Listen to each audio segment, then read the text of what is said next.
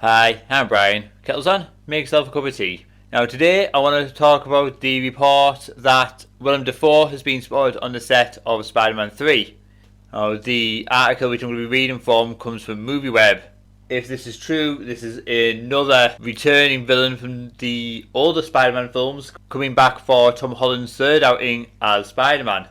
Now the article says, Willem Dafoe spotted on Spider-Man 3 set, will the original Green Goblin return? It had been reported back in December 2020 that Willem Dafoe was in talks with the studio to return in Spider-Man 3. Willem Dafoe was allegedly spotted on the set of Spider-Man 3. It had been reported back in December 2020 that Dafoe and Thomas Hayden Church were in talks with the studio to return, though it was never confirmed. There are a lot of rumours swirling around the highly anticipated sequel, with many comic book fans will set up the live-action Spider-Verse. In a recent interview, Tom Holland teased what fans can expect by saying, I can say this is the most ambitious standalone superhero movie ever made. According to sources, Willem Dafoe was seen on Spider-Man 3 set this week. Thomas Hayden Church has not been seen in the area, though people will more than likely be keeping a close eye out right now. In the previous Sony Spider-Man movies, Dafoe played the Green Goblin while Church played Sandman. Jamie Foxx confirmed he was returning as Electro in the sequel, and it has been confirmed that Alfred Molina will return as Dr. Octopus. Fox later deleted his social media post celebrating his casting. Willem Dafoe's Green Goblin, aka Norman Osborn, died in the first Sam Raimi Spider-Man movie, although Dafoe came back throughout to haunt James Franco's Harry Osborn, so there will be a lot of questions as to how the villain could be back for Spider-Man 3, which isn't even taking into account that the character technically does not exist in the world of Tom Holland's Peter Parker. There are a lot of explaining that will have to be done, but it seems that Marvel Studios and Sony have worked it all out.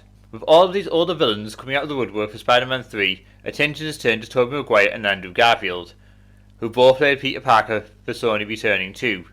Rumours have been going around for months, though nothing is close to being official. When recently asked about Garfield and Maguire returning, Tom Holland said, Beats me, I don't know if Maguire and Garfield are in the movie. If they are, they haven't told me yet.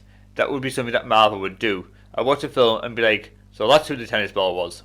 Tom Holland used to be the Marvel Cinematic Universe star fans could depend on for spoiling something big. However, it seems those days are behind the young actor who was warned repeatedly about his loose lips by Marvel Studios boss Kevin Feige. Holland could very well have learned to lie about Marvel secrets in the past handful of years, which is slightly a big relief for the studio. With all these returning actors, it would be hard not to include Tobey Maguire and Andrew Garfield in some capacity. We'll just have to wait and see what ends up happening. The geeks worldwide were the first to reveal that Willem Dafoe was spotted on the Spider-Man 3 set. So that brings another name from the past Spider-Man movies into the roster for Spider-Man 3. Confirmed so far, going from this article, is Willem Dafoe alongside Alfred Molina and Jamie Foxx. That is two villains from the Sam Raimi films and one from the Amazing Spider-Man films. So if these are all in, it would seem that it is going to be some sort of Spider-Verse movie being set up. In which case, would that lead to a connection to Doctor Strange? As we do know, the Doctor Strange 2 movie is the Multiverse of Madness, so that could make sense. I can't comment on if it would lead into what's going on with WandaVision at the moment, as I've not started watching that yet. I'm waiting for the series to finish on Disney Plus, and then I'm just going to sit and binge watch it, and I might give my thoughts on that in a later video. But going off what we do know, we know that Jamie Foxx was the first to be cast as a returning villain from the old movies, followed by Alfred Molina, and now Willem Dafoe has been seen on set. Will Thomas Hayden Church be in? I would like to see him if they are bringing the returning villains back. I did think he did a good portrayal of Sandman in Spider-Man 3. Although Spider-Man 3 itself wasn't a great film, I do think his portrayal of the character was good. And I think if Spider-Man 3 had been allowed to go the route it was going to take of just keeping him as the main villain rather than bringing Venom into it, I do believe we would have got a much better film. But that is something we'll never know now. But onto this Spider-Man 3 with Tom Holland.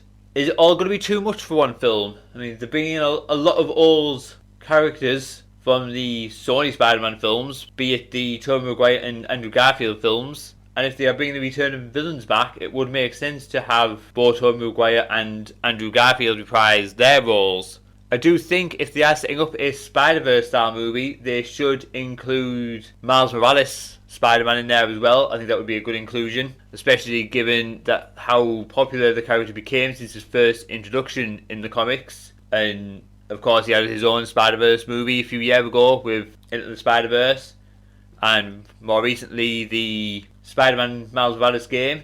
So he is very popular at the moment.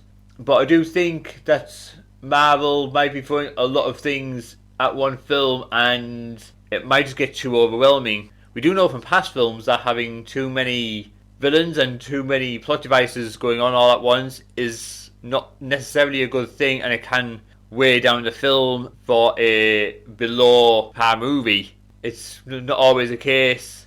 Sometimes it does work, but more often than not it is a case of too much going on. And I am starting to worry that this is what Spider-Man 3 is going to turn into.